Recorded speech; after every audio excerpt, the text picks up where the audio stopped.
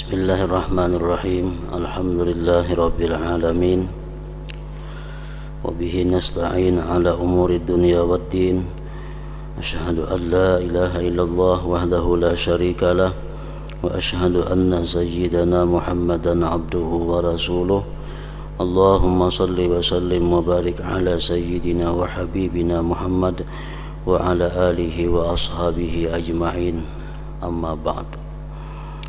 Qala al-musannifu rahimahullah wa nafa'ana bi'ulumih bayanu tabdilil a'malil muta'alliqati bin niyyah.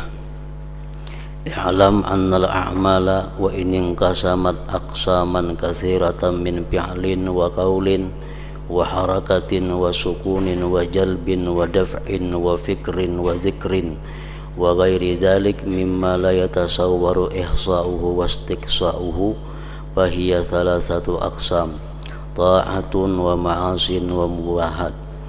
Al-qismul awwal al-ma'asi wa hiya la tataghayyaru an mawdi'iha bin niyyah fala yanbaghi ay yafhamal jahilu dhalik min umumi qawlihi alaihi salam innamal a'malu bin niyyat fayazunnu anna al-ma'siyata tanqalibu ta'atan bin niyyat kalladhi yaghtabu insanan mura'atan liqalbi ghairi aw yut'imu faqiran min mali ghairi aw yabni madrasatan aw masjidan aw ribatan bimalin haram wa qasduhul khair fahadha kulluhu jahlun wan niyyatu la tu'athiru bi ikhrajihi an kaunihi zulman wa udwanan wa ma'siyah bal qasduhul khaira bisyar' ala khilafi muqtada syar'i syarrun akhar fa in arafahu fa huwa mu'anidun lisyar'i wa in jahilahu fa huwa asin bi jahlihi iz talabul ilmi faridatun ala kulli muslim ila akhirih. Makna daripada kalam al-Imamul Ghazali rahimahullah wa nafa'ana bi ulumih, penjelasan tentang rincian amal-amal yang berkaitan dengan niat. Ketahuilah bahwa amal-amal atau perbuatan-perbuatan terbagi menjadi bagian yang banyak, dari perbuatan, perkataan, gerakan, diam, penarikan, tulakan, artinya menarik, menulak, pikiran, zikir, dan lainnya, makan, minum, memberi, menerima, dari apa? Daripada apa yang tidak tergambar perhitungannya. Jadi amal perbuatan itu banyak. Maka itu ada 3 bagian. Jadi dari sekian banyaknya amal perbuatan yang kada terhitung banyaknya, dari sekian banyak amal perbuatan itu terbagi kepada 3, yaitu maksiat, taat, dan mubah. Apa yang kita lakukan setiap hari, apa yang kita perbuat setiap hari, kada terlepas di antara 3 itu. Kadangkala berbuat maksiat, kadangkala berbuat taat, kadangkala berbuat yang dibolehkan. Maksiat di dalamnya terkandung 2, haram dan makruh. Taat di dalamnya terkandung 2, wajib dan sunat, dan mubah. Jadi rinciannya adalah 5. Nah, dari sekian banyak amal perbuatan kita, kalau dirinciakan, kembalinya kepada 3 hukum tadi: maksiat, taat, dan mubah. Bagian pertama, perbuatan maksiat. Dan maksiat itu tidak dapat berubah dari tempatnya sebagai maksiat tidak dapat berubah dengan niat yang baik. Perbuatan maksiat, perbuatan yang diharamkan Allah itu tidak bisa berubah walaupun disertai dengan niat yang baik. Tetap keadaannya itu adalah dosa, tetap keadaannya itu adalah maksiat.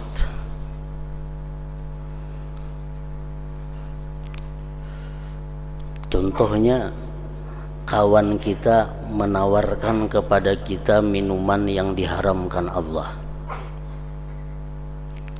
Kawan kita menawarkan kepada kita minuman yang diharamkan Allah. Lalu kita mengambil dengan niat menyenangkan hatinya. Karena amun kita tolak, kena kecewainnya, mengecewakan orang Islam itu berdosa. Amun kita ambil, hatinya senang, menyenangkan orang Islam itu adalah perbuatan yang mulia. Nah, jadi ambil minuman yang diharamkan tadi dengan niat menyenangkan hatinya. Nah, itu kada bisa. Kenapa? Karena sesuatu yang haram itu kada bisa berubah dengan sebab niat yang baik. Dengan sebab niat yang baik.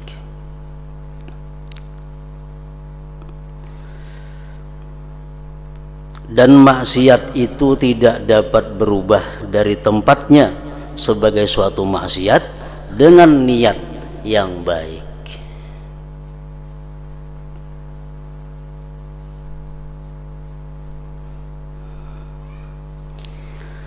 Maka tidak semestinya orang jahil, tidak semestinya orang yang jahil itu memahami demikian itu dari umumnya, dari keumuman, maksudnya dari umumnya sabda Rasulullah sallallahu alaihi wasallam, innamal a'malu binniyat, hanya saja amal perbuatan itu tergantung niatnya.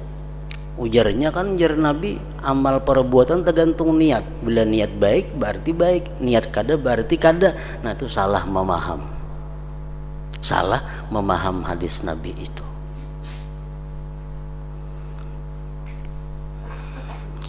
Tidak semestinya orang jahil memahami demikian itu dari umumnya sabda Rasulullah sallallahu alaihi wasallam, innamal a'malu binniyat, artinya hanya saja amal perbuatan itu tergantung niatnya.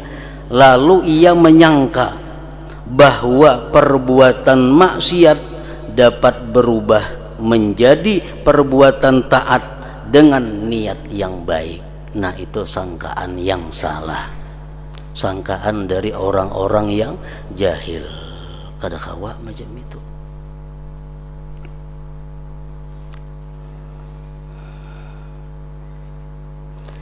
Seperti orang yang menggibah seseorang karena menjaga hati orang lain.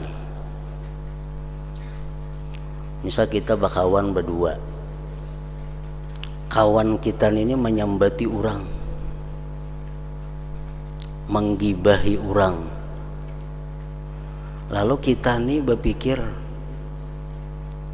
amun ku tagur tersinggung kenainya. Nah, jadi kada usah ditagur.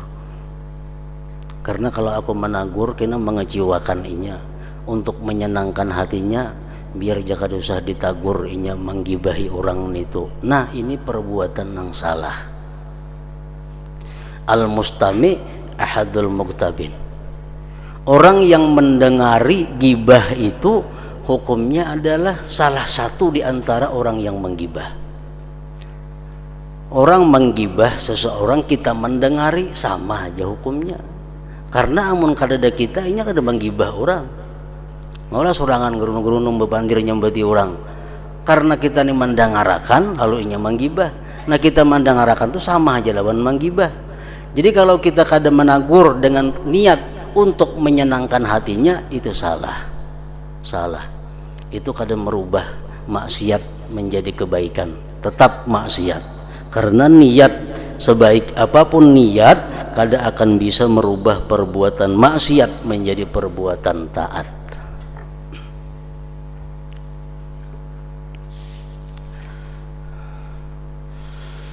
atau memberi makan orang fakir dari harta orang lain. Inya menipu, inya mencuri, inya merampok, tapi niatnya untuk memberi makani fakir miskin. Kawalah dibenarkan merampok itu, mencuri itu dengan niat untuk memberi makan fakir miskin, kada bisa, kada kawa. Karena merampok, mencuri itu perbuatan maksiat. Perbuatan maksiat tidak akan bisa berubah menjadi taat dengan niat apapun. Dengan niat baik apapun, perbuatan maksiat tetap maksiat. Memberi makan orang fakir dari harta orang lain. Hayam orang disembelih, tujuan beri makani orang kena. Tetap aja mencuri ngarannya, tetap aja mencuntan. Kada kawa dirubah dengan niat. Atau membangun madrasah atau masjid atau pondok pesantren, madrasah tadi dengan harta haram, dan maksudnya adalah kebaikan. Inya mencuri, merampok, mengambil duit orang, menggunakannya ke masjid dengan tujuan kebaikan, kada bisa, kada kawa itu. Perbuatan maksiat kada kawa berubah dari tempatnya sebagai maksiat dengan niat yang baik.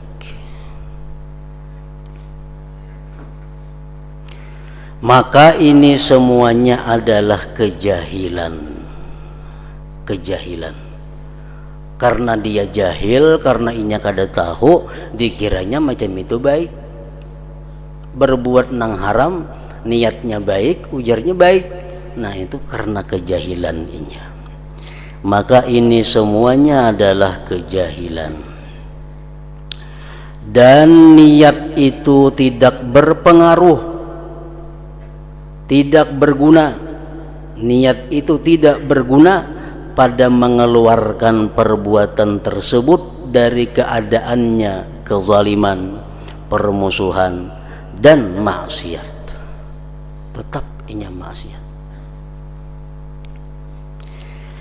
Bahkan maksudnya akan kebaikan terhadap kejahatan dengan menyalahi tuntutan agama adalah kejahatan yang lain, menambahi dosa. Menambahi dosa. Inya mencuri dengan niat memberi makani orang. Satu, dosa mencuri. Nang kedua, memberi makani orang lawan makanan nang kada halal. Nah bertambah dosanya. Jakanya inya mencuri, sagan memakan saurangan aja menanggungnya. Ini mencuri niat memberi makani orang. Niat itu kada berguna. Mencuri tetap dosa, memberi makani orang dengan harta yang haram menambahi dosa.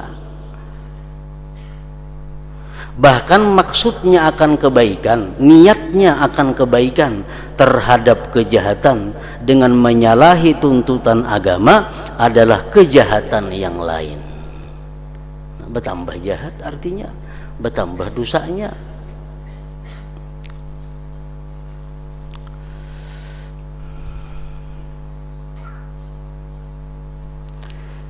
Ada kaidah yang menyatakan bahwa an-niyyatu la tu'atsiru bil ma'asi. Niat itu tidak memberi bekas pada sesuatu yang maksiat. Kalau perbuatan taat diiringi dengan niat yang baik, bertambah banyak pahalanya. Perbuatan yang mubah yang dibolehkan tapi niatnya mulia, menjadikan mubah itu bernilai ibadah, berpahala. Tapi kalau perbuatan maksiat niatnya baik, tetap maksiat, bahkan bisa mendatangkan kemaksiatan yang lain lagi. Jadi niat yang baik jangan sekali-kali digunakan kepada maksiat, karena kada ada gunanya, menambah mudarat. An-niyat la tu'atsiru bil ma'asi. Niat itu tidak berbekas, tidak berpengaruh, tidak berguna pada sesuatu yang maksiat. Nah, namun dalam setiap kaidah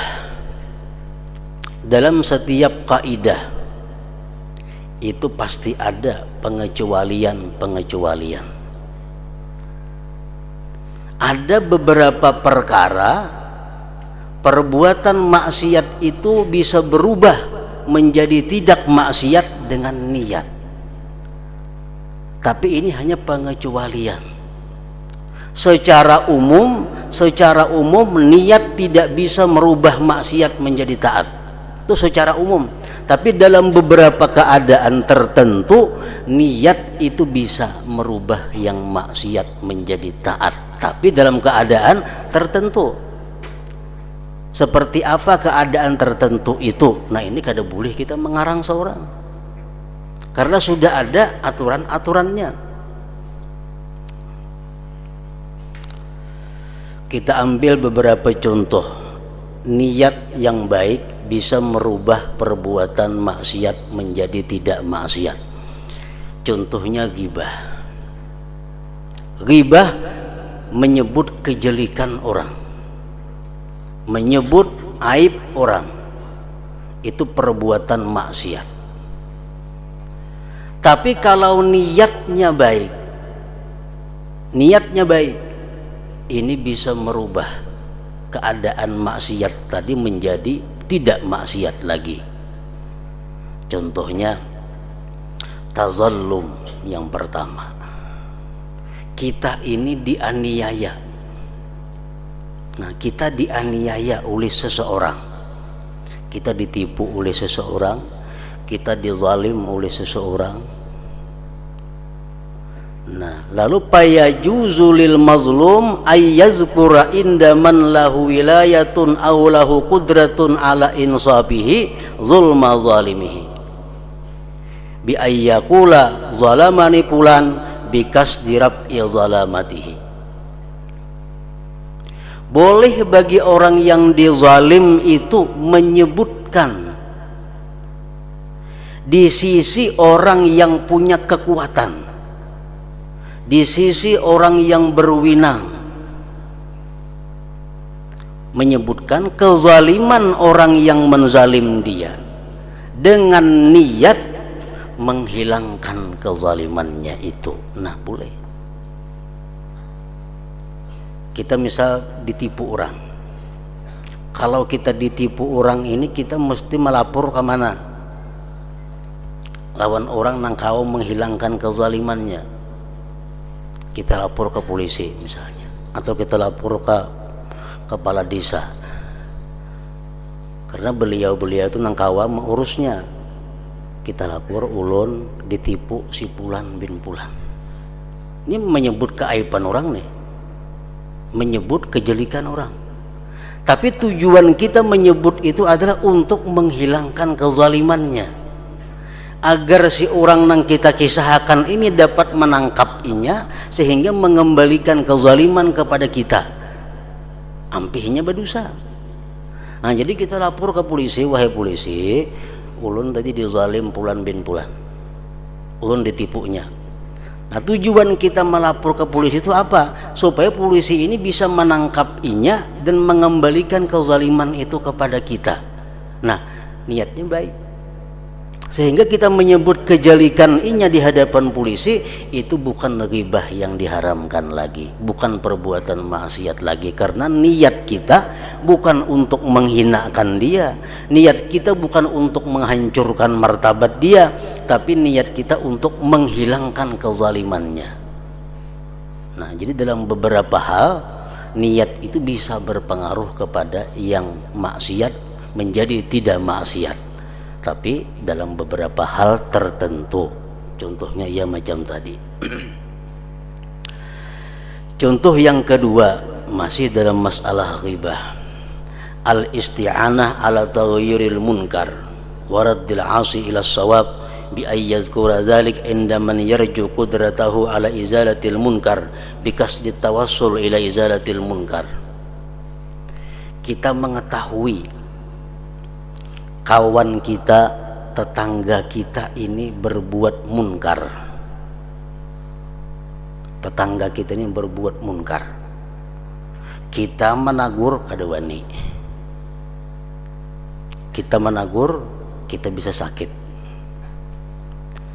Nah, kalau kita datangi orang yang orang itu punya keberanian menegur kawan kita ini, kita datangi sidin, kita sebutkan kemunkarannya.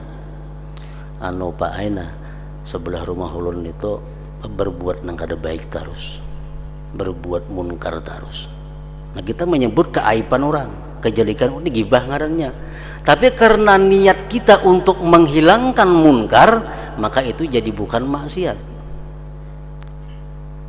Kalau niat kita untuk supaya inya hina, supaya inya jatuh martabatnya, untuk menjelikkan kawan kita, nah itu gibah ngarannya, itu haram. Tapi karena niat kita bukan itu, niat kita untuk menghilangkan kemungkaran, bukan gibah ngarannya. Nah, jadi di sini niat berpengaruh dalam merubah satu maksiat menjadi tidak maksiat. Yang ketiga contohnya minta fatwa. Minta fatwa. Dia menyebutkan kezaliman orang, dia menyebutkan kejelikan orang, tapi untuk minta fatwa kepada seorang mufti atau seorang ulama. Seorang perempuan datang kepada Rasulullah sallallahu alaihi wasallam. Wahai Rasulullah, ujar perempuan tadi, kayak apa caranya nah laki ulun itu pamalar bener orangnya. Laki ulun tuh pamalar, meninggali ungkus nafkah tuh kada cukup di rumah, maka sidin banyak aja bisi duit. Kan ini menyebutkan keaiban laki lagi lawan orang nih. Apakah boleh hai Rasulullah ulun mengambil duitnya kada bepadahan karena kada cukup mau ongkosi kami seperanakan ini? Nah, itu minta fatwa, menyebutkan keaiban suami. Nah, itu dibolehkan karena tujuannya bukan untuk menjelikkan suami kada, tapi untuk minta kejelasan hukum, apakah inya boleh mengambil harta suami untuk mencukupi nafkahnya atau kada. Niatnya bukan untuk merendahkan suami, untuk menghinakan suami, kada. Niatnya untuk minta kejelasan hukum dirinya, apakah boleh atau kada mengambil harta suaminya tanpa sepengetahuan suami untuk mencukupi nafkah. Nah, ini boleh juga. Jadi niat seperti itu bisa merubah yang bukan, yang maksiat menjadi bukan maksiat. Yang keempat, contohnya kita menyebutkan kejelikan orang lain untuk menyelamatkan orang lain. Kita menyebutkan kejelikan orang lain tujuannya untuk menyelamatkan orang lain. Nah, tujuannya ini baik, lalu merubahnya dari maksiat menjadi bukan maksiat. Kalau kita madahkan si anu tuh maling, si anu tuh pemabuk, itu bisa gibah ngarannya. Tapi kita menyebutkan itu dalam rangka menakutkan kepada orang lain. Orang minta pendapat kepada kita, ujar orang lawan kita, kayak apa mun aku badagang bakung si lawan si Pulan itu baiklah menurut pian, sedangkan kita tahu si Pulan tuh orangnya penipu. Nah, kita di sini menyambat orang nih. Berhubung orang ini minta pendapat kepada kita, kita mesti melayani. Ikam pada usaha bakung si lawan inyan itu. Kenapa garang ianya kada usah? Karena saya pengetahuanku inyan itu orangnya suka menipu. Suka menipu. Nah, jadi kita menyambat suka menipu tuh gibah. Tapi karena tujuan kita untuk menyelamatkan ini orang yang minta pendapat, kada gibah lagi ngarannya. Bukan maksiat lagi ngarannya. Nah, jadi memang secara umum niat tidak bisa merubah perbuatan maksiat menjadi bukan maksiat. Tapi dalam beberapa hal ada pengecualian. Ada beberapa hal niat itu berpengaruh di dalam merubah satu maksiat menjadi bukan maksiat. Nah, tapi kita jangan hendak mengarang-arang seorang itu ada aturannya sudah. Jangan hendak mengias-ngias. Kalau kaliwatan kiasnya. Nah, jadi urusan macam 4 perkara tadi itu dibolehkan. Artinya niat itu berpengaruh dalam merubah satu maksiat menjadi tidak maksiat lagi. Ambil contoh lagi berdusta. Berdusta itu maksiat. Berdusta maksiat. Tapi dengan sebab niat yang baik, ada beberapa hal yang berdusta itu menjadi tidak maksiat. Dalam beberapa hal, ada semuaan. Dalam beberapa keadaan tertentu, berdusta itu bisa jadi kada maksiat dengan sebab niat yang baik. Rasulullah mengatakan ada 3 hal yang mana berdusta itu tidak maksiat. Pertama, dalam urusan peperangan. Dalam urusan peperangan, misalnya kita hendak menyerang musuh di suatu tempat,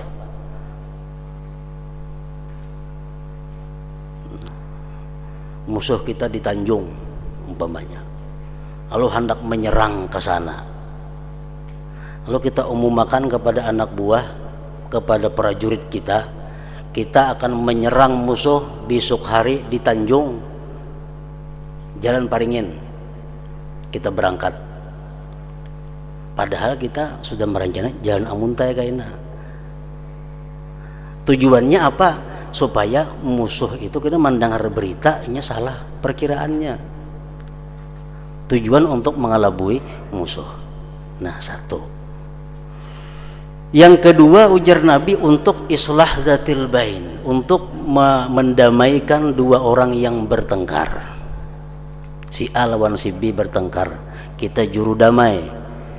Kita jadi juru damai ini boleh kita menggunakan dusta dengan niat supaya 2 bertengkar ini bisa berdamai. Nah, itu niat berfungsi merubah sesuatu yang maksiat menjadi tidak maksiat. Yang ketiga, ujar Nabi, liyurdi zaujaha, untuk menyenangkan pasangannya. Untuk menyenangkan pasangannya. Di situ berdusta dengan niat untuk menyenangkan pasangannya menjadi dusta yang bukan maksiat.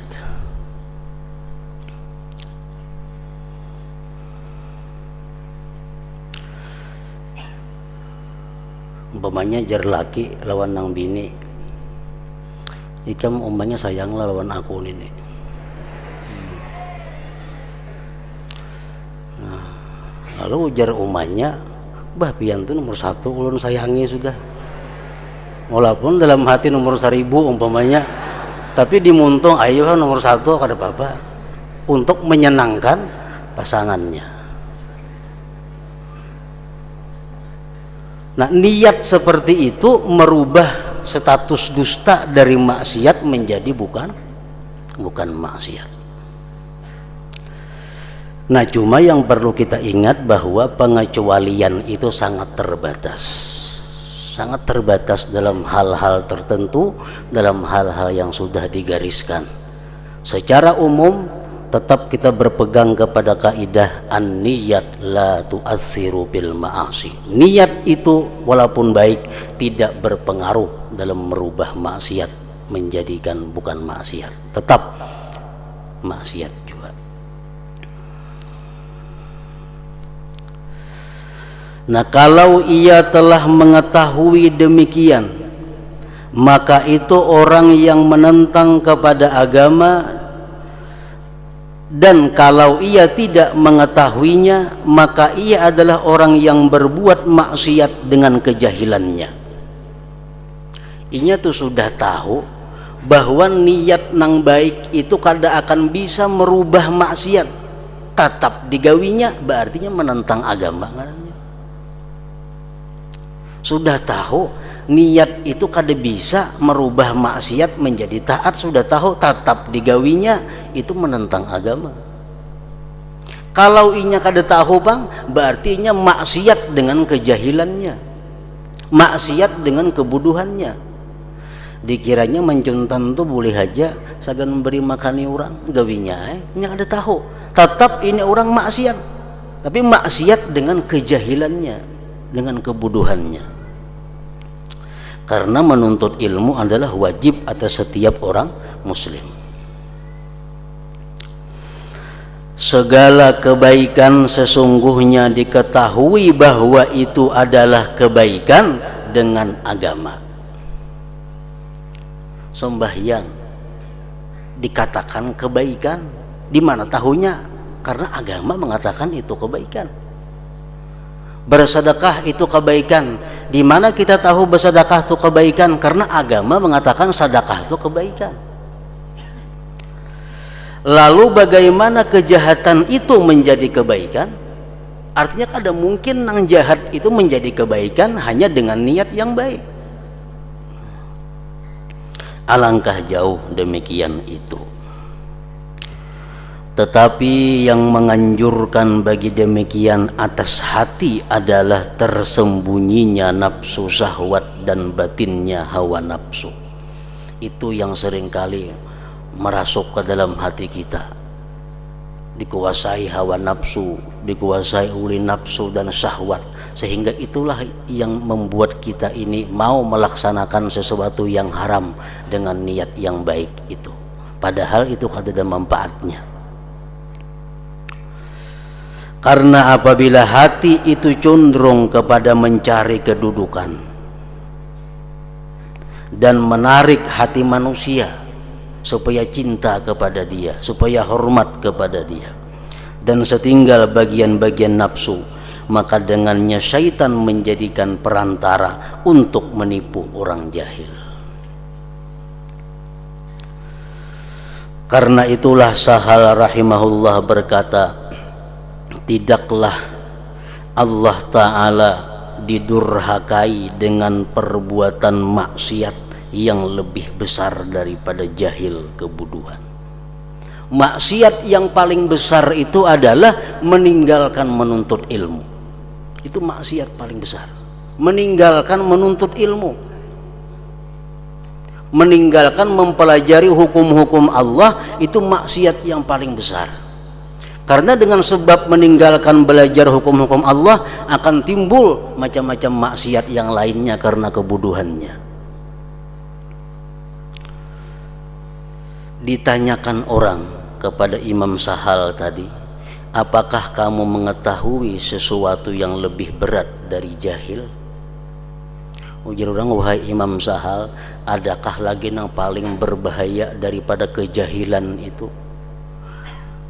Kejahilan berbahaya.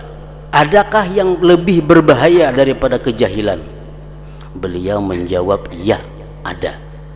Yaitu jahil dengan kejahilan. Kada tahu pada inya tuh jahil, berat lagi. Kada tahu pada inya tuh, kada tahu tuh paling berat. Dikira asa tahu aja, padahal luput. Nah itu yang paling berat.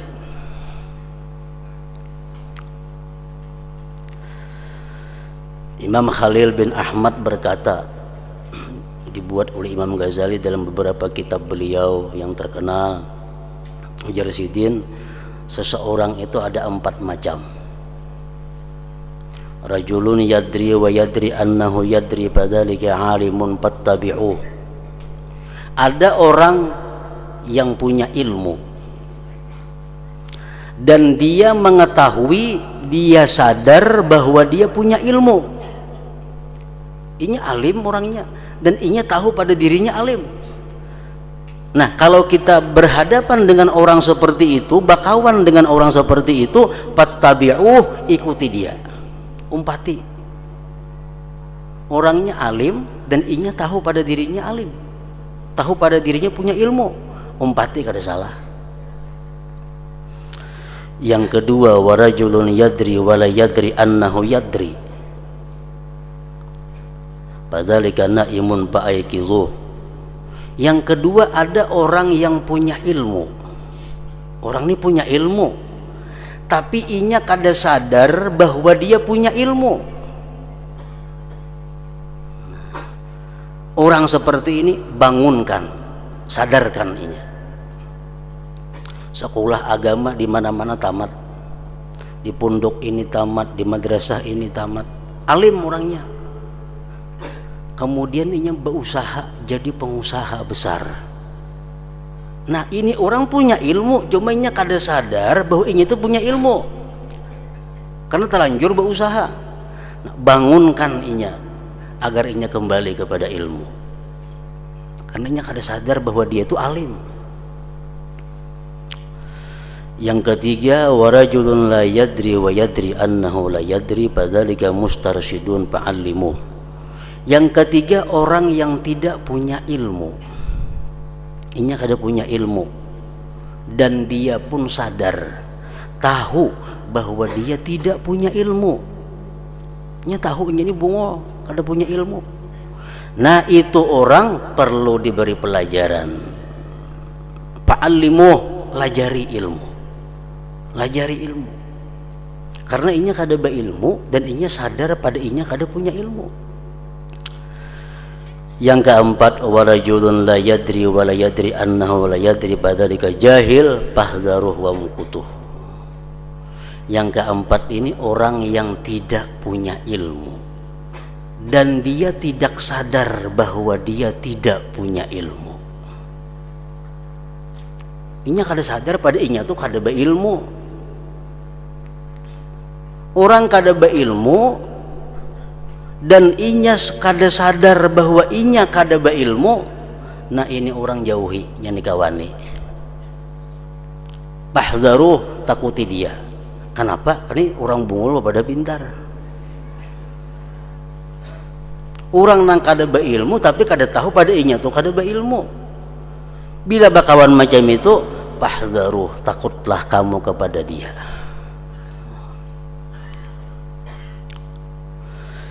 Dan itu benar apa yang dikatakan oleh Imam Sahal Tustari tadi, seperti yang dikatakan beliau, karena jahil terhadap kejahilan itu menutup secara keseluruhan pintu belajar.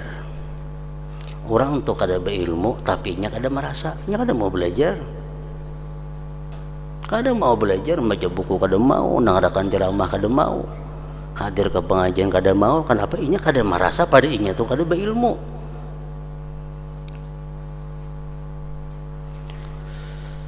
Barang siapa menyangka secara keseluruhan dengan dirinya bahwasanya ia alim, maka bagaimana ia belajar? Kada mungkin.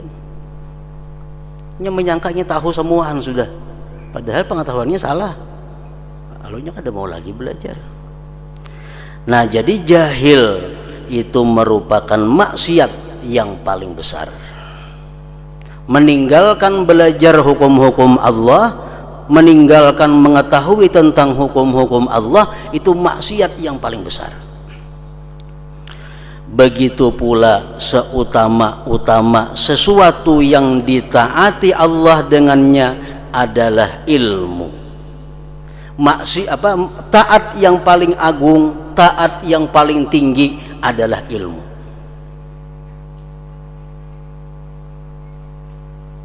Taat mana aja kada melawan ilmu.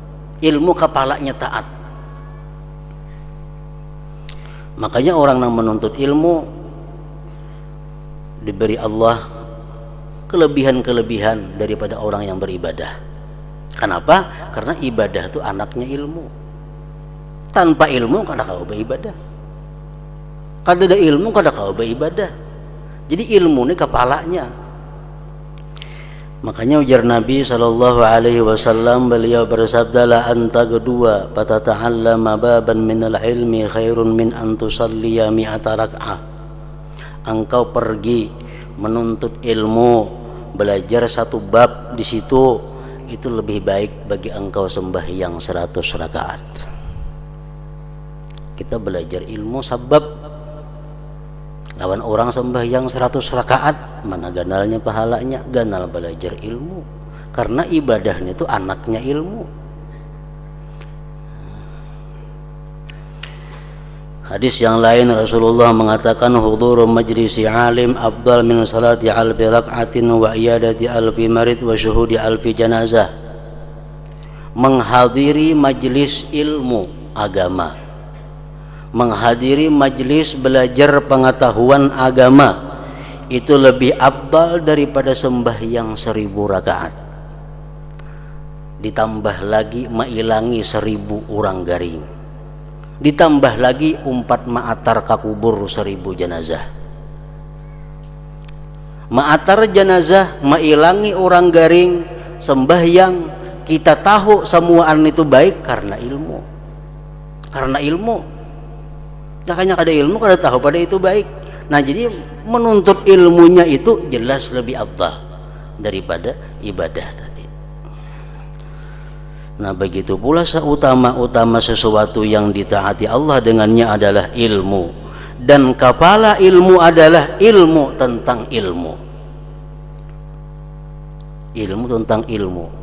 Artinya ilmu tentang ilmu itu adalah mengetahui dahulu ilmu mana yang patut, yang mesti kita pelajari. Ilmu banyak, macam-macam ilmu. Sekaligus dipelajari, kada mungkin kawa kepala kita menampungnya. Nah, kalau diadakan urutan-urutan, nang mana dahulu dipelajari, nang mana nang nomor 2, nang mana nomor 3, nang mengetahui itu kepalanya ilmu. Dan kepala ilmu adalah ilmu tentang ilmu. Sebagaimana kepala kebodohan jahil adalah kebodohan terhadap kebodohan. Sesungguhnya barang siapa tidak mengetahui ilmu yang bermanfaat daripada ilmu yang membawa mudarat, maka ia menyibukkan diri dengan apa yang manusia jatuh padanya dari ilmu-ilmu yang dihiasi yang menjadi perantara mereka kepada dunia. Ada ilmu-ilmu yang menjadikan dia perantara kepada dunia. Ada ilmu-ilmu yang membawa dia kepada keridaan Allah. Nah, ilmu mana dahulu yang dipelajari? Dan demikian itu adalah unsur kebodohan dan sumber kerusakan alam. Kalau kita meninggalkan ilmu yang mesti dahulu dipelajari, kita andak bedudi bedahulu ilmu yang kada penting, nah itu sumber kerusakan alam ini. Yang dimaksud adalah bahwa barang siapa bermaksud kebaikan dengan perbuatan maksiat karena kebodohan, maka ia tidak dimaafkan Allah. Orang tuh berbuat dosa, niatnya baik, kada berbekas, dan itu jadi maksiat, Allah kada akan memaafkan karena kebodohan inya, karena kejahilan inya. Kalau bang kena balasan ulun kada tahu pada itu kada boleh, kada ada maaf seperti itu, tetap dia dihukum. Kenapa mencuntan niat memberi makan orang, dikira ulun itu boleh aja jadi ulun gawi. Nah, kada kawa alasan seperti itu. Kada ada maaf bagi orang yang jahil. Tidak ada maaf bagi orang yang jahil, kecuali apabila ia adalah orang yang baru masuk Islam. Namun inya hanya masuk Islam, memperbuat nang macam itu, dimaafkan Allah.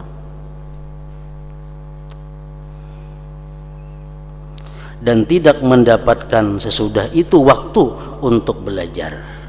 Ini hanya masuk Islam, mencuntan, hendak memberi makani orang, ini kada tahu dikiranya boleh aja, itu dimaafkan Allah. Kenapa? Karena ini belum ada waktu untuk mempelajari agama, hanya masuk Islam. Kalau orang nang mulai ninik muyang Islam, kada ada lagi alasannya. Allah Subhanahu wa taala berfirman, "Fas'alu ahla dzikri in kuntum la ta'lamun." Artinya, maka tanyakanlah, takunakan kepada orang-orang yang berilmu jika kamu tidak mengetahui. Amun kada tahu, betakun hukumnya. Betakun hukumnya apa ngalihnya? Nah, kada ada alasan kada tahu hukumnya kalau kita hidup di tengah kota. Kalau kita sudah lawas beragama Islam. Nah, hingga situ Rasulullah sallallahu alaihi wasallam bersabda,